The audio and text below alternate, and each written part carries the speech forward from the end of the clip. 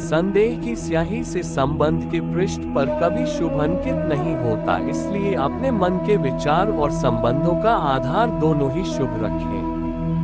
मोहग्रस्त होकर अपने कर्तव्य पथ से हट जाना मूर्खता है, क्योंकि इससे ना तो तुम्हें स्वर्ग की प्राप्ति होगी और ना ही तुम्हारी कीर्ति बढ़ेगी। इस भौतिक संसार का ये नियम है, जो वस्तु उत्पन्न होती है, कुछ काल तक रहती है, अंत में लुप्त हो जाती है, चाहे वे शरीर हो या फल हो। यदि कोई व्यक्ति प्रेम से, भक्ति से पुष्प, फल, जल भी मुझ पर चढ़ा दे तो उसी भाव से उसे स्वीकार करता हूँ, वह मेरा प्रिय भक्त होता है। उससे मत डरो, जो वास्तविक नहीं है, ना कभी था ना कभी होगा। जो वास्तविक है वो हमेशा था और उसे कभी नष्ट नहीं किया जा सकता। भगवान श्री कृष्ण के विचार। जीवन में आधे दुख इस कारण जन्म लेते हैं क्योंकि हमारी आशाएं बड़ी होती है। इन आशाओं का त्याग करके देखो, जीवन में सुख ही सुख है।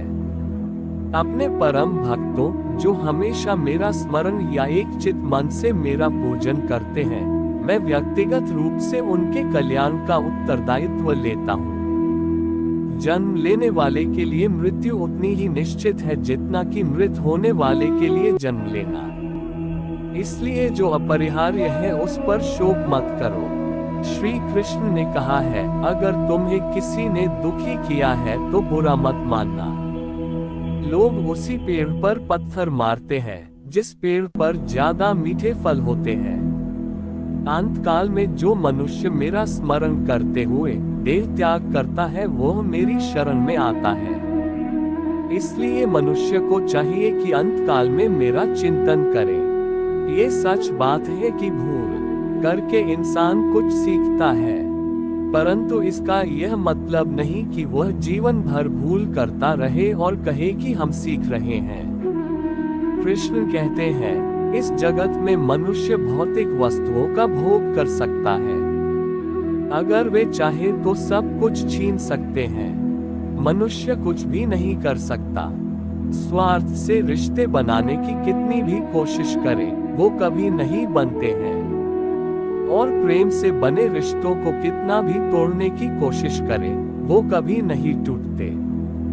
क्रोध से भ्रम पैदा होता है, भ्रम से बुद्धि व्यग्र होती है, जब बुद्धि व्यग्र होती है तब तर्क नष्ट हो जाता है। जब तर्क नष्ट होता है तब व्यक्ति का पतन हो जाता है।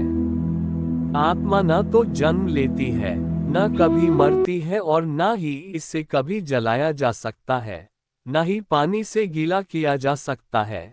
आत्मा अमर और अविनाशी है। अगर व्यक्ति शिक्षा से पहले संस्कार, व्यापार से पहले व्यवहार और भगवान से पहले माता पिता को पहचान ले तो जिंदगी में कभी कोई कठिनाई नहीं आएगी।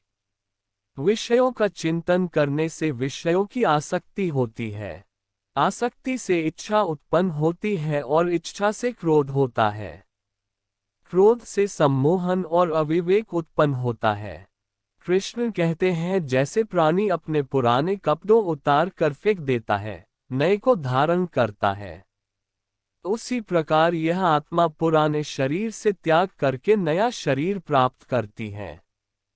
तुम उसके लिए शोक करते हो जो शोक करने के योग्य नहीं है, और फिर भी ज्ञान की बातें करते हो। बुद्धिमान व्यक्ति ना जीवित और ना ही मृत व्यक्ति के लिए शोक करते हैं।